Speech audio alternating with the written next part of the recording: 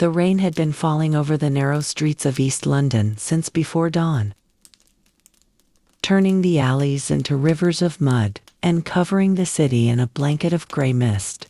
In one of these crowded streets stood a small and worn house where the Carter family lived. It was little more than 2 cramped rooms, with a leaking roof, a cold floor, and windows darkened by years of soot. Yet it was home, and every member of the family worked hard to keep it together. Thomas Carter, the father, woke long before sunrise each morning. At 40 years old, he already looked much older, his face marked by years of labor. He worked at the docks along the River Thames, where hundreds of men gathered every day hoping to be chosen for work. Some days he spent hours unloading ships filled with tea, timber, and cotton. Other days he returned home with no wages at all. His wife Margaret rose shortly after him. She managed the household with remarkable care despite having almost nothing. Every morning she measured oats for breakfast, making sure everyone received a share. She also earned a little money by sewing clothes for wealthier families. Long after sunset, she sat beside a candle, mending shirts and repairing dresses for a few precious pennies. Their eldest child, 14-year-old William, no longer attended school. He worked as an errand boy for a local grocer, carrying baskets and delivering parcels through the busy streets. The pay was small, but every coin mattered. His 12-year-old sister Emily spent her days helping her mother. She fetched water from the public pump, washed clothing, cleaned the house, and looked after her younger brother. Though still a child, she had learned responsibility early. The youngest member of the family was 8-year-old Samuel. Whenever possible, he attended a charity school. He loved reading and listening to stories, and often dreamed of becoming a teacher. Unlike many children in the neighborhood, he still believed the future might hold something better. As weak morning light entered through the smoke-stained window, the family gathered around their small wooden table. Their breakfast was simple porridge, thin and barely filling. Outside, the city echoed with the sounds of carts, factories, and workers hurrying toward another difficult day. Inside, the Carters ate quietly, each occupied by thoughts of work, money, and survival. None of them knew that the weeks ahead would bring challenges greater than any they had faced before, and that their strength as a family would soon be tested in ways they could not yet imagine. The following morning began with a bitter wind that swept through the streets and rattled the loose shutters of the Carter home. Thomas left before sunrise, pulling his worn coat tightly around him as he made his way toward the docks. Work had become harder to find during the past few weeks, and each day he feared returning home without wages. The river was hidden beneath a blanket of fog when he arrived, and already dozens of men stood waiting along the quay. Some stamped their feet against the cold, while others remained silent, conserving their strength. When the foreman finally appeared, the crowd surged forward. Thomas was fortunate enough to be chosen, but many others were not. He spent the day unloading heavy crates from a merchant vessel recently arrived from India. By evening, his hands were sore and his back ached, yet he felt grateful to have earned a few shillings. At home, Margaret faced troubles of her own. One of her regular sewing customers had informed her that there would be no more work for several weeks. The news weighed heavily on her mind as she washed clothes and prepared the evening meal. She knew the family depended on every penny she earned. Emily noticed her mother's concern but said nothing. Instead, she worked harder than usual, carrying buckets of water and scrubbing the floor until her hands were red from the cold. William spent the day running errands across the city, He crossed crowded markets, busy streets, and narrow alleys filled with smoke from factory chimneys. During one delivery he passed a bakery window and paused for a moment to admire the fresh loaves displayed inside. The smell of warm bread followed him down the street, making him painfully aware of his own hunger. Samuel attended school that morning and listened carefully. As the teacher read from a history book, he loved such lessons and often imagined distant places and grand adventures far beyond the crowded streets of London. Yet when school ended, reality returned. On his way home, he noticed several children his own age selling matches and newspapers in the rain. He wondered how much longer he would be allowed to remain in school before needing to work like William. That evening, the family gathered around the fireplace. The fire was small because coal was expensive, but its warmth was welcome. Thomas placed his wages on the table, and Margaret carefully counted the coins. After paying rent and buying food, very little would remain. For a time nobody spoke. The crackling of the fire filled the room. Then a sudden knock sounded at the door. The family exchanged nervous glances. Visitors rarely arrived after dark, and unexpected news was seldom good news in their part of London. The knock at the door came again, louder than before. Echoing through the small house, Thomas rose from his chair and crossed the room, while the rest of the family watched in silence. When he opened the door, he found an elderly woman standing in the cold night air. It was Mrs. Whitmore, a widow who lived several houses away. Her face was pale and worried. She explained that her landlord had demanded rent by the following morning, and she was short by several shillings. Knowing the Carter family had little to spare, she apologized for asking, but desperation had left her with few choices. Thomas listened carefully while Margaret stood behind him. The family exchanged quiet glances. They knew exactly what it meant to fear eviction, although they had very little themselves. Margaret disappeared into the corner of the room and returned with a small cloth purse. From it, she removed 2 shillings and placed them into the old woman's trembling hand. Mrs. Whitmore's eyes filled with tears as she thanked them repeatedly before disappearing into the darkness. After the door closed, the room became quiet once more. The family now had even less money than before, yet none of them regretted helping her. In neighborhoods such as theirs, survival often depended upon the kindness of those who had almost nothing to give. The next morning brought heavy rain. Water dripped steadily through a crack in the ceiling and into a bucket Margaret had placed beneath it. William left early for work, but trouble soon followed. While carrying a basket of groceries across a crowded street, he slipped on the wet cobblestones and fell. Several items were damaged, including a jar of expensive preserves. His employer was furious and deducted the cost from William's wages. The boy returned to work without complaint, but the loss weighed heavily on him throughout the day. Meanwhile, Thomas learned unsettling news at the docks. A large shipping company planned to hire fewer laborers during the coming weeks. Rumors spread quickly among the workers, and many feared unemployment. Thomas tried to focus on his work, but anxiety followed him with every crate he lifted. At home, Samuel sat beside the fireplace, reading an old book he had borrowed from school. As he turned the worn pages, he imagined grand houses, distant countryside estates, and people whose lives seemed unimaginably different from his own.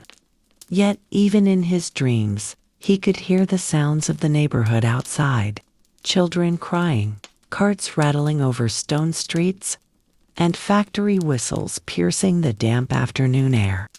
That evening, as darkness settled over East London, Margaret noticed something troubling. Samuel's cheeks were unusually red, and his eyes lacked their usual brightness. When she touched his forehead, she felt heat beneath his skin. The boy smiled weakly and insisted he was fine. But a mother's instincts told her otherwise. The night was long and restless. Samuel's fever grew worse with every passing hour. Margaret remained beside his bed, placing cool cloths on his forehead while listening to the wind shake the loose window frame. Thomas slept little, waking repeatedly to check on the boy.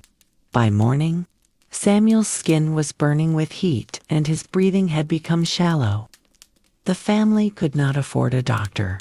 Even a simple visit would cost more money than they had left. After paying rent and buying food, Margaret sat quietly at the table, counting the few coins remaining in the cloth purse. The small pile seemed hopelessly inadequate. William left for work, carrying a heavy heart.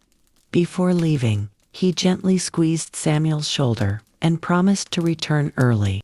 His younger brother managed a weak smile, but the image stayed with William throughout the day. At the docks, Thomas struggled to focus. Rumors of reduced employment continued spreading among the laborers. Several men had already been told they would not be needed the following week. Every conversation seemed filled with fear and uncertainty. Near midday, Thomas received troubling news. A supervisor announced that working hours would be reduced immediately, affecting dozens of laborers, including him. Though he would keep his position, his wages would shrink considerably. The announcement settled over the dockyard like a dark cloud. Meanwhile, Samuel's condition continued to worsen. The fever brought strange dreams, and he occasionally spoke words that made little sense. Margaret tried to remain calm, but her concern deepened with each passing hour. Finally, she made a difficult decision and walked across the neighborhood to seek help from Mrs. Whitmore. The elderly widow welcomed her warmly. After hearing about Samuel's illness, she disappeared into another room and returned carrying a small wooden box. Inside were several banknotes and a handful of coins. Margaret immediately refused, insisting that Mrs. Whitmore needed the money herself. The old woman smiled gently. "You helped me when you had almost nothing," she said. "Now it is my turn." Tears filled Margaret's eyes as she accepted the money. That evening, a local doctor arrived at the Carter home. He examined Samuel carefully, while the family waited in nervous silence. After several minutes, he stepped away from the bed and reassured them that the boy was suffering from a severe fever but would likely recover with rest, warmth, medicine, and proper care. Relief spread through the room. The doctor left medicine and instructions before disappearing into the rainy night. Later, as the family sat quietly around the fireplace, Thomas reflected on the strange way kindness often returned when it was needed most. Outside, the rain finally began to ease, and somewhere beyond the clouds, a few stars appeared above East London. Though the future remained uncertain, the night no longer felt quite so hopeless. Several days passed, and Samuel slowly began to recover. The fever weakened, and color gradually returned to his face. Though he remained confined to bed, he could once again sit up and speak without exhaustion. The improvement brought relief to the entire household. Margaret smiled more often, and Thomas seemed less burdened by worry, at least for a little while. Yet the family's financial troubles had not disappeared. The medicine prescribed by the doctor had consumed much of the money Mrs. Whitmore had lent them. At the docks, Thomas now worked fewer hours than before. Each week his wages grew smaller, while the cost of coal and food seemed to rise. One cold morning, he returned home earlier than expected. His expression told Margaret the news before he spoke a single word. Another reduction in work had been announced. Several laborers had already lost their positions entirely, and Thomas feared his turn might come soon. That evening, the family gathered around the table to discuss their situation. William suggested taking on extra deliveries after his regular duties. Margaret disliked the idea because he was already working long hours. But the boy insisted. Emily quietly offered to help a local laundress, who often needed assistance washing and drying clothes. Though the work would be difficult, she hoped to earn a few pennies each week. Thomas listened to his children with pride and sadness. They were still young, yet circumstances forced them to think like adults. The following Saturday, William accepted additional work carrying packages across several districts of London. He walked for hours through crowded streets filled with horse-drawn carts, market sellers, and factory workers. By the time he returned home after dark, his feet ached terribly, but he proudly placed a few extra coins into Margaret's hand. Meanwhile, Emily began helping the laundress. The work was exhausting. She spent hours standing beside steaming tubs of water, scrubbing garments until her arms felt numb. Despite the hardship, she never complained. Every coin she earned represented another meal, another day of warmth, another small victory against poverty. One evening, as the family sat near the fireplace, Samuel looked around the room and noticed how tired everyone appeared. Though still weak from illness, he felt a growing desire to help. He asked Thomas whether there might be some small job he could do once he regained his strength. The question surprised his parents. Margaret immediately objected, reminding him that he needed rest and should continue attending school. Samuel nodded, but deep inside, he knew he could not ignore the sacrifices being made around him. Later that night, after the others had gone to sleep, he lay awake listening to the distant sounds of London. Somewhere beyond the dark streets and factory smoke, opportunities must surely exist. The days that followed settled into a familiar rhythm. Though life remained difficult for the Carter family, each morning Margaret was the first to rise. Before dawn, she lit a small fire in the grate using scraps of coal saved from previous days. Coal was expensive, and every piece was used carefully. While the water warmed in a black iron kettle, she swept the floor, wiped soot from the windowsill, and prepared breakfast. Most mornings consisted of porridge made from oats and water, sometimes flavored with a small amount of milk, if they could afford it. Bread was never wasted. Even stale loaves, several days old, were softened in soup or eaten with drippings saved from previous meals. Samuel's strength slowly returned, though still weaker than before. He spent much of his time sitting beside the window, watching the street below. Their neighborhood was always busy.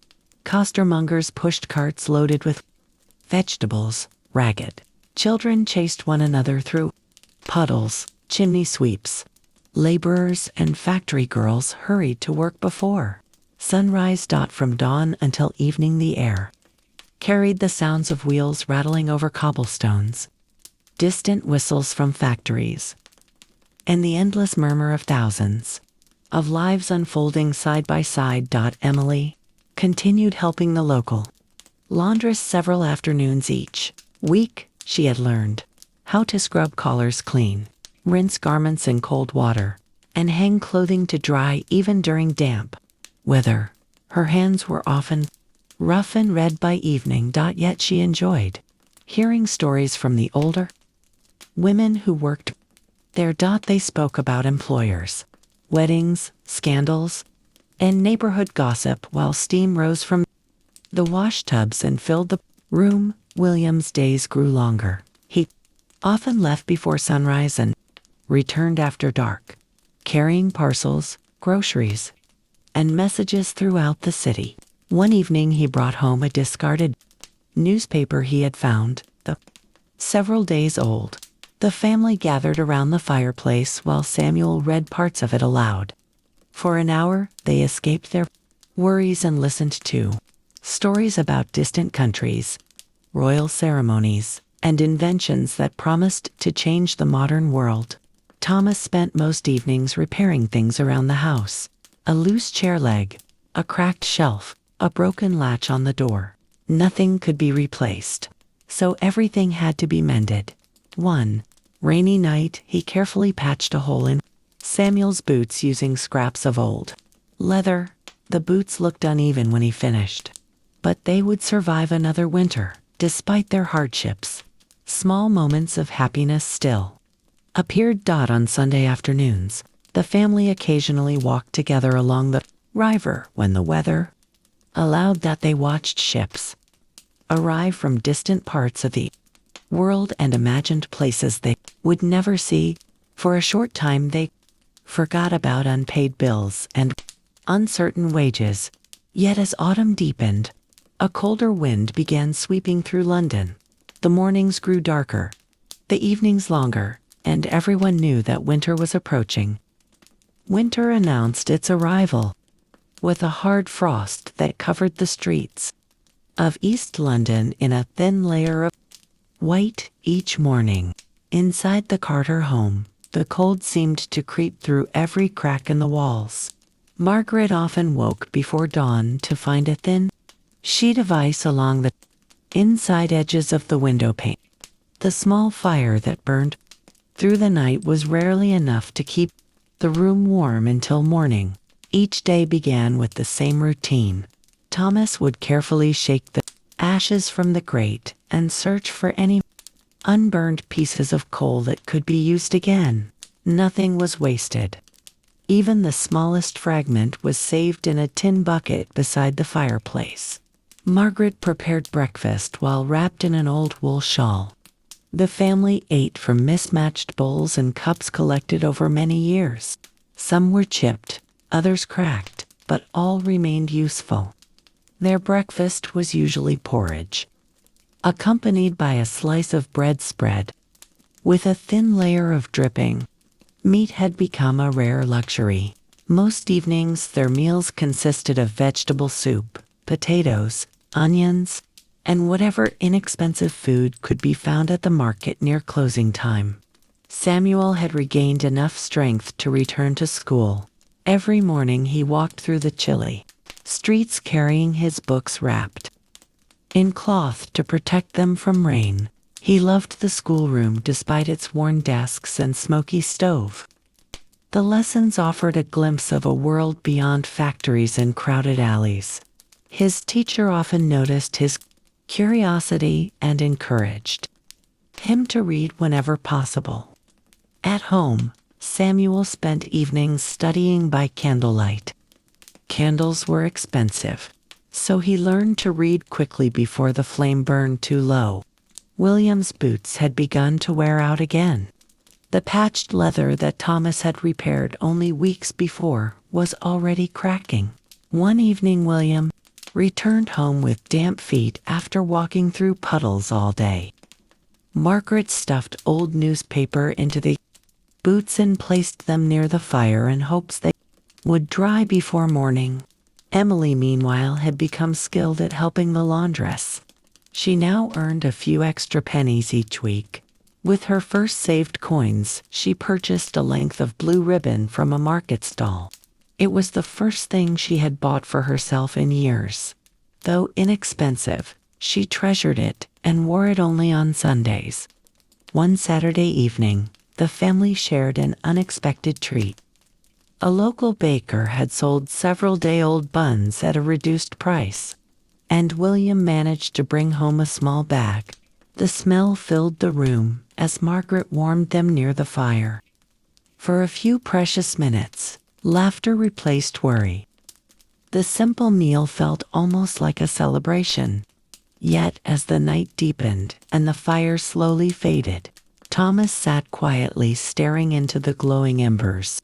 Winter had only just begun, and already coal prices were rising. He knew many difficult weeks still lay ahead. As winter settled firmly over London, the differences between rich and poor seemed more visible than ever. Every day William crossed districts where elegant townhouses stood only a few streets away from crowded tenements. He often delivered parcels to wealthy families, whose homes seemed almost unimaginable to him. Their entrances were brightly lit, their carpets thick, and their dining rooms large enough to hold several Carter households. Servants opened the doors, accepted deliveries, and rarely looked directly at boys like William. Sometimes he caught a glimpse of ladies wearing expensive silk dresses or gentlemen discussing business beside roaring fireplaces. Such scenes felt as distant from his own life as a foreign country. One afternoon he delivered a package to a young woman preparing for her wedding. Through an open doorway he saw boxes of flowers, fine fabrics, and gifts stacked upon tables. The sight stayed with him throughout the evening. Back home, marriage looked very different. In working-class neighborhoods, many young women married not for romance but for security. A husband with steady employment could mean survival. A widow without income often faced terrible hardship. Margaret occasionally spoke of girls she had known in her youth who married dock workers, factory hands, or craftsmen simply because those men could provide a roof and regular meals. Emily listened carefully whenever such conversations arose. At 12 years old, marriage still seemed a distant idea. Yet she understood the expectations placed upon women. Most girls she knew would spend their lives cleaning, sewing, raising children, and managing households much like their mothers had done before them. Thomas, meanwhile, witnessed another side of society at the docks. Ship owners and merchants grew wealthy through trade that connected Britain to distant parts of the world. Yet the men who loaded the cargo often struggled to feed their families. Many laborers complained quietly about the unfairness of it all, but few dared speak openly. Jobs were scarce, and a man known for causing trouble could quickly find himself unemployed. One evening, Thomas returned home carrying a newspaper article discussing a grand charity ball attended by some of London's wealthiest citizens. The article praised their generosity toward the poor. Margaret read it silently before placing it aside. She appreciated charity, but she could not help noticing that many of those celebrated benefactors lived more comfortably in a single week than working families earned in months. Despite these inequalities, people continued striving for respectability. In Victorian society, reputation mattered greatly. Even poor families worked hard to appear honest, hardworking, and respectable. Margaret scrubbed clothes until they were clean, even when patches covered every sleeve. Thomas polished his boots whenever possible. The children were taught to speak politely and behave properly in public. Respectability cost nothing. Yet it was one of the few possessions poverty could not easily take away. As the family sat together that evening, Samuel listened to these discussions with growing curiosity. The world seemed divided by invisible walls of money, class, and opportunity. Yet he wondered whether education might someday allow him to cross those barriers. It was a hopeful thought, but in Victorian London, hope itself was often one of the most valuable things a person could possess. One cold December morning, Samuel awoke before the rest of the family. The room was dark, and only the faint glow of dying embers illuminated the fireplace. He wrapped a blanket around his shoulders and sat quietly beside the window. Outside, London was slowly coming to life. A milk cart rattled over the cobblestones, Factory whistles echoed through the fog. Men and women hurried along the street with their collars raised against the bitter wind. For the first time since his illness, Samuel felt strong enough to return fully to his studies, and he looked forward to school with renewed determination. That afternoon, an unusual event occurred. As he walked home through a busy market street, he noticed a small crowd gathered near a bookseller's stall. Curious, he moved closer. An elderly gentleman dressed in a fine wool coat was speaking with several children. Unlike many wealthy men Samuel had seen, this man seemed genuinely interested in what they had to say. He asked questions about their schooling, their families, and their ambitions. When Samuel mentioned that he enjoyed reading history and hoped to become a teacher, one day, the gentleman smiled warmly. Before leaving, he handed Samuel a worn but carefully preserved book about British history. The cover was faded, and several pages were loose. But to Samuel it felt like a treasure. He thanked the stranger repeatedly before hurrying home through the winter dusk. That evening, the entire family examined the book by candlelight. William joked that Samuel looked happier than a king receiving a crown. Even Thomas smiled as he carefully turned the pages. Books were expensive luxuries in their neighborhood, and few families owned more than a Bible and perhaps one or two other volumes. Margaret ran her fingers gently over the worn cover and remarked that knowledge was something no landlord could ever take away. The following days passed peacefully. Snow occasionally dusted the rooftops, and Christmas approached. Though the Carters had little money for celebrations, the season brought a subtle change to the neighborhood. Shop windows displayed decorations. Churches prepared special services. Market stalls sold evergreen branches and holly. Children spoke excitedly about Christmas Day, even when they knew gifts would be few.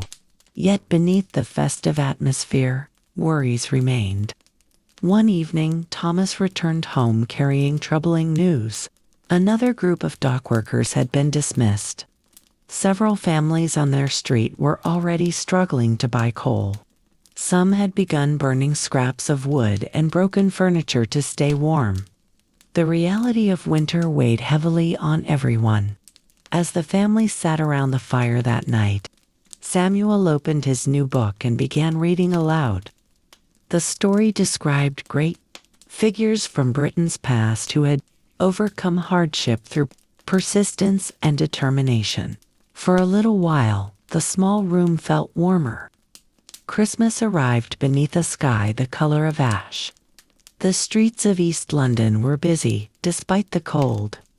Market sellers called out to passersby. Church bells echoed through the fog, and children hurried through the snow, carrying small bundles wrapped in paper. For the Carter family, Christmas was simple. There were no expensive gifts and no grand feast waiting on the table. Yet the day brought something more valuable than luxury. It brought a rare pause from the endless struggle of daily life. Margaret managed to prepare a modest meal consisting of roasted potatoes, bread, and a small piece of pork purchased with money carefully saved over several weeks. The meal was not large, but every bite felt special. After dinner, Samuel read aloud from his history book while the others listened beside the fire. For a few hours, the worries of work, rent, and poverty seemed distant. The following week, however, reality returned. Thomas received notice that work at the docks would be reduced again after the new year. Several ships had been delayed, and fewer laborers would be needed. The news spread quickly through the neighborhood. Many families depended upon dock work, and uncertainty settled over the streets like a heavy fog. One afternoon, William was sent to deliver packages to a prosperous commercial district near the center of the city. As he hurried between businesses, he noticed a sign displayed in the window of a printing shop. The owner was seeking an apprentice. William paused to study the notice. Apprenticeship positions were highly valued because they offered the possibility of learning a skilled trade. Most laborers spent their entire lives performing physical work, but a skilled printer could eventually earn a steady income and greater respect within society. The thought remained with him throughout the day. That evening, he cautiously mentioned the opportunity to Thomas. His father listened carefully. Becoming an apprentice would mean lower earnings at first, perhaps none at all during the initial training period. The family could scarcely afford to lose William's wages. Yet it might also provide a better future. For the first time in many months, Thomas found himself considering a decision that involved more than mere survival. Meanwhile, Emily experienced a small but important change of her own. The laundress she worked for began trusting her with more responsibilities. She now handled customer records and occasionally collected payments. Though the work remained difficult, she felt proud that someone believed her capable of greater tasks. As January approached, London endured one of the coldest winters in recent memory. Ice covered the edges of the Thames, and frost coated the rooftops each morning. Coal prices continued rising. Every evening the Carters gathered close to the fireplace, conserving warmth and discussing the future. The world around them remained uncertain, but something had changed. For the first time, opportunities, however small, had begun to appear. Whether those opportunities would lead to a better life or greater hardship remained to be seen. But the coming year promised to be unlike any they had experienced before. For several days, William could think of little else but the notice in the printing shop window. Every delivery route seemed to lead his thoughts back to the same question. Should he apply for the apprenticeship? The opportunity felt almost unreal. Most boys from East London followed the same path as their fathers. They became laborers, dock workers, factory hands, or carters. Few escaped the world into which they had been born. Yet a skilled trade offered something different. It offered stability, respectability, and perhaps even advancement. One snowy evening, Thomas and Margaret discussed the matter. After supper, while the children listened quietly, the fire burned low, and the room smelled of coal smoke and boiled potatoes. Thomas admitted that if William became an apprentice, the family would struggle financially for a time. Yet he also understood that his son might never receive another opportunity like this one. Margaret worried about the risks, but she could see the hope in William's eyes. In the end, they agreed he should at least try. The following Saturday, William dressed in his cleanest clothes.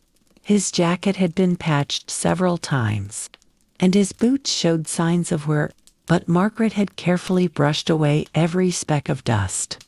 Before leaving, she adjusted his collar and reminded him to speak clearly and politely. The journey across London felt longer than usual. When he finally arrived at the printing shop, he discovered several other boys waiting outside. Some appeared confident, while others looked as nervous as he felt. The owner, Mr. Fletcher, was a middle-aged man with spectacles and ink-stained fingers. One by one, he spoke with each applicant. When William's turn arrived, he answered every question honestly. He explained his work experience, his schooling, and his willingness to learn. Mr. Fletcher listened carefully, and then surprised him by asking whether he enjoyed reading.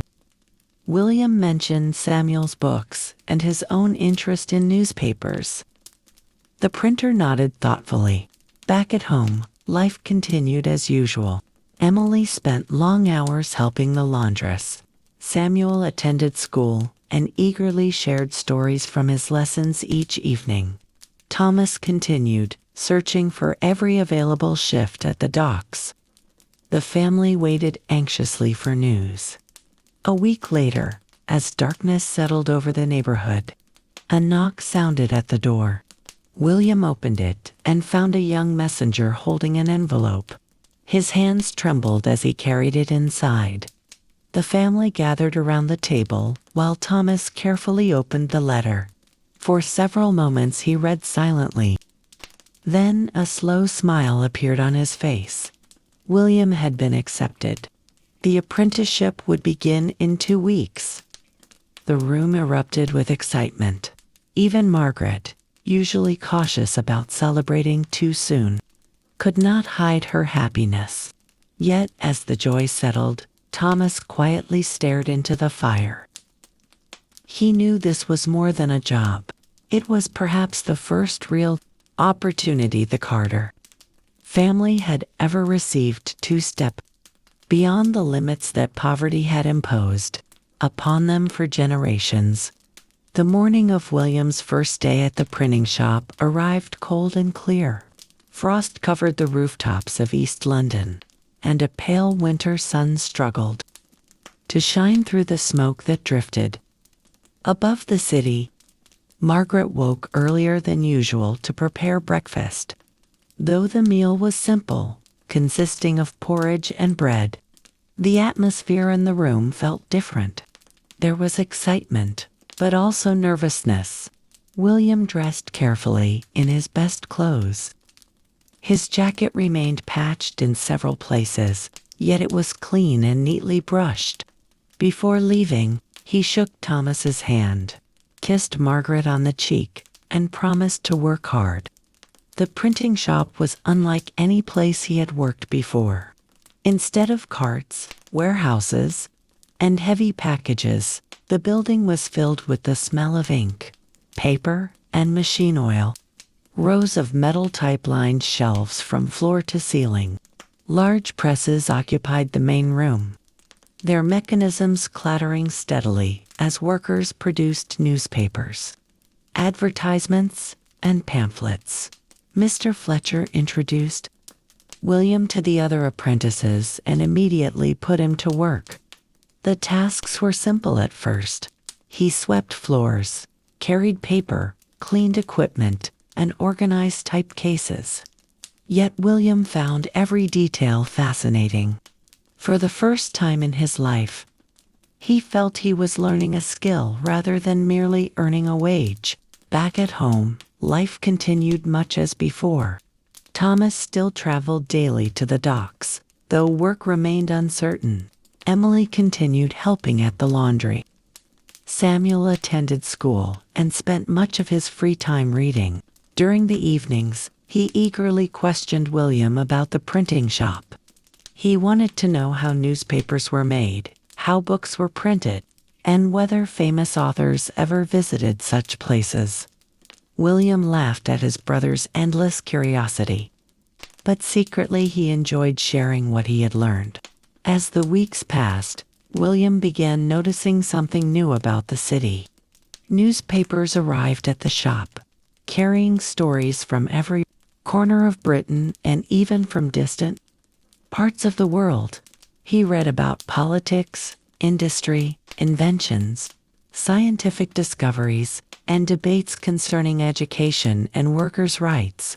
The world suddenly seemed much larger than the narrow streets where he had grown up.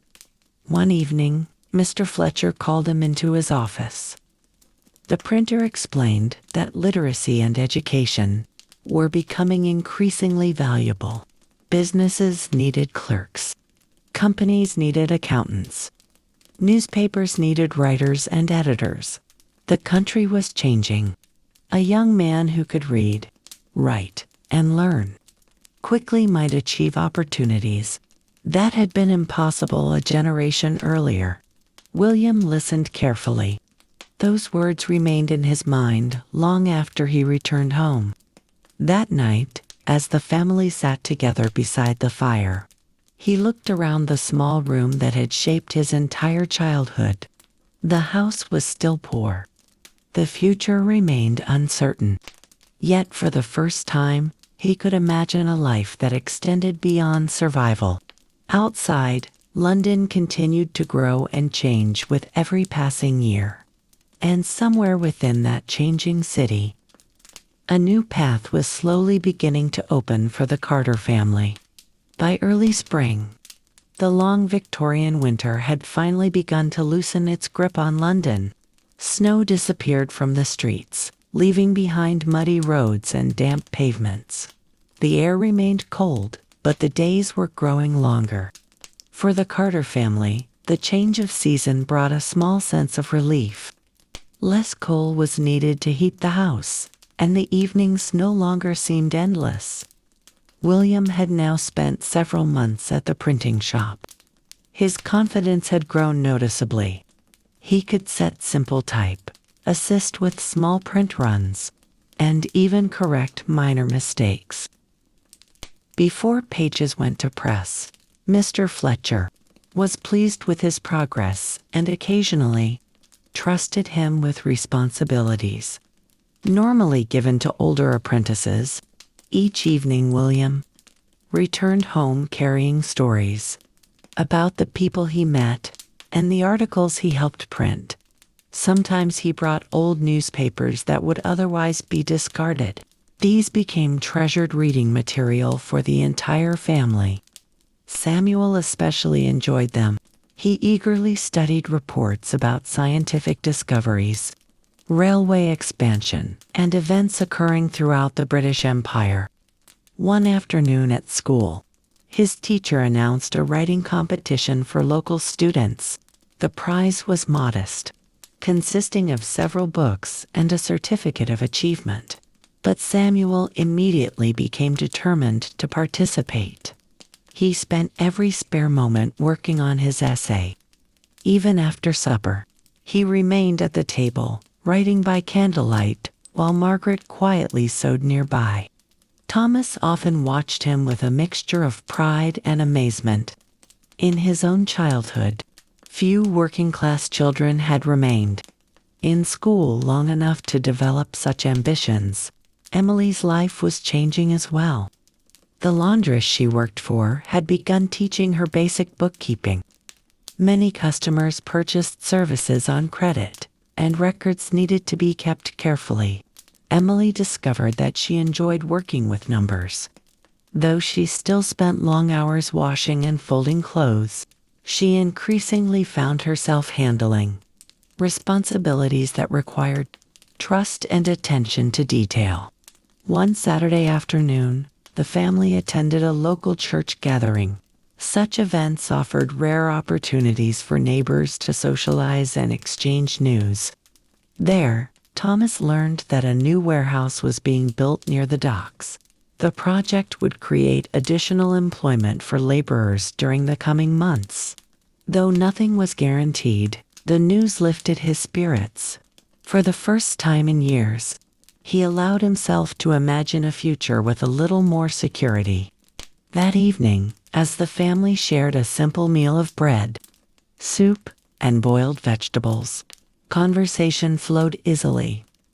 They spoke about school, work, books, and the possibility of better days ahead.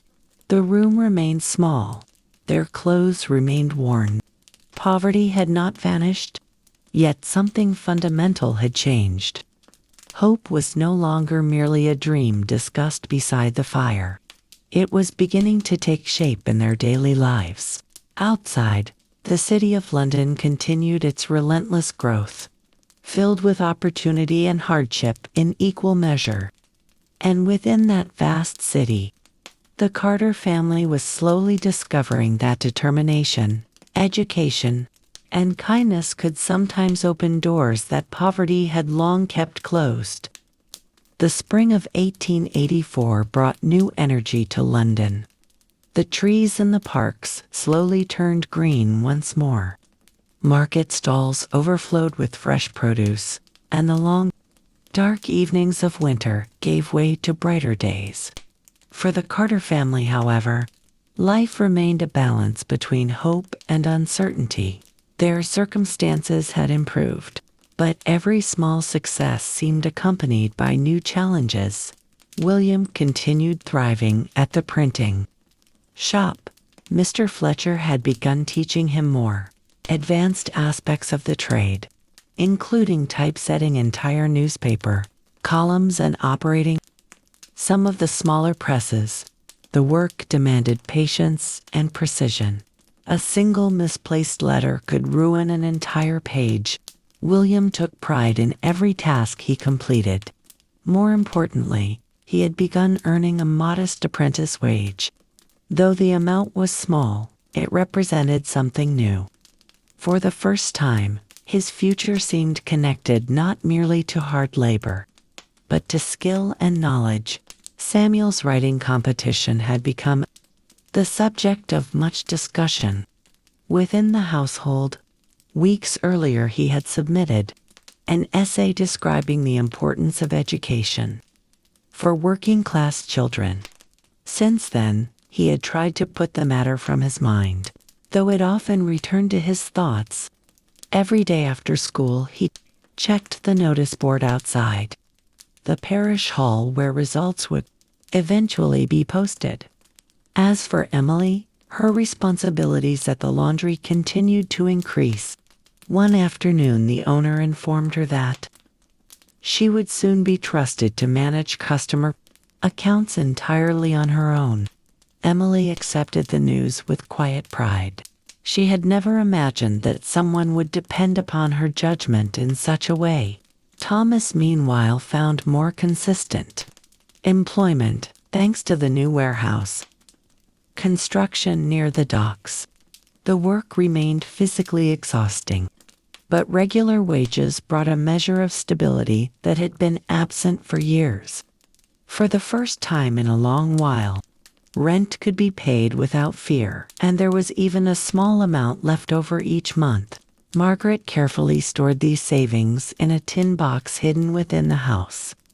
Though the amount remained modest, seeing those coins slowly accumulate filled her with satisfaction. Then, one Saturday afternoon, unexpected news arrived. Samuel burst through the front door holding a folded sheet of paper. His face was flushed with excitement. The family gathered around the table as he explained what had happened. Out of dozens of students, his essay had been selected as one of the competition's winners. Along with several books, he would receive recognition at a public ceremony the following month. For several moments, nobody spoke. Then Margaret embraced him tightly while Thomas rested a hand on his shoulder. William laughed and declared that Samuel would soon become a famous writer. Even Emily, usually reserved, could not stop smiling. That evening, after the celebration had quieted, Thomas sat beside the fireplace and reflected on the past year. They were still a working-class family, living in a modest home. Yet, when he compared their lives to those difficult winter nights, filled with illness, debt, and uncertainty, the difference was remarkable. None of them knew exactly what the future held, but for the first time, it seemed that the future might hold possibilities rather than merely hardships. And beyond the rooftops of London, beneath a sky painted gold by the setting sun, new opportunities were already beginning to unfold. The day of the awards ceremony arrived beneath clear skies and bright spring sunshine. For the Carter family, it felt unlike any other day they had experienced. Margaret carefully brushed Samuel's jacket before they left the house. Though the fabric was worn and the elbows had been patched more than once, it was clean and presentable. Thomas polished his boots the night before, and even Emily had tied her treasured blue ribbon into her hair. Together, they walked through the busy streets of London toward the parish hall where the ceremony would take place. The hall was larger than any room Samuel had ever entered. Rows of chairs filled the space, and families from across the district gathered to celebrate the students. Some wore fine clothes, while others looked much like the Carters. As the ceremony began, Samuel felt his heart pounding. When his name was called, he walked to the front of the hall and accepted his certificate and books from a local official. The applause that followed seemed almost unreal. Looking into the crowd, he saw his family's proud faces. In that moment, he understood that the award belonged not only to him, but to all of them. Afterward, the family returned home carrying the books carefully wrapped in brown paper. The evening was warm, and children played in the street while neighbors chatted outside their doors. Several people stopped to congratulate Samuel. News traveled quickly in East London, and many residents felt proud to see one of their own recognized for his efforts. That night, the family gathered around the fireplace, though no fire was needed. The room looked much as it had a year earlier. The table was still old and worn. The walls were still stained by years of coal smoke, yet everything felt different. William was building a future through his apprenticeship. Emily had gained confidence and responsibility through her work. Samuel had discovered the power of education. Thomas enjoyed steadier employment, and Margaret no longer feared every knock at the door. As darkness settled outside, Thomas reflected on the difficult months they had endured. There had been illness, hunger, uncertainty, and fear. There had been nights when they did not know how rent would be paid or whether work would continue. Yet there had also been kindness from neighbors, determination during hardship, and opportunities that appeared when they were least expected. The Carter family remained a working class family in Victorian London. They were not wealthy. They did not live in a grand house. Their struggles had not vanished entirely. But they had learned something important.